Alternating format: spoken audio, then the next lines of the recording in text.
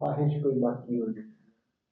ख्वाहिश ख्वाहिश मेरे पास जो है वो सबसे बड़ी है, और वो ख्वाहिश ये है कि मैं इस काबिल हो जाऊँ कि मैं ऑर्फन होम बना सकूँ, ओल्ड होम बना सकूँ। ये 2 ख्वाहिशें मेरे अंदर मुझे शायद आगे बढ़ा रही हैं। मैं उन माँ-बाप की बेटी बनना चाहूँगी कि जो समझते हैं कि कुछ भी नहीं है हमारे पास, हम अकेले हैं, हमारी हमें कोई सँभालने वाला नहीं। और उन बच्चों की मैं गार्डियन बनना चाहूँगी, जो कि बेसहारा अपने आप को फ़ील करें। मेरा ये दिल करता है कि मैं ऐसे बच्चों का साथ दूँ, उनको कामयाब एक सक्सेसफुल पर्सन बनाऊँ, जो इस रिग्रेट में अपनी सारी ज़िंदगी गुज़ार देते हैं कि हमारे पास माँ-बाप नहीं है, हम कुछ कर नहीं सकते।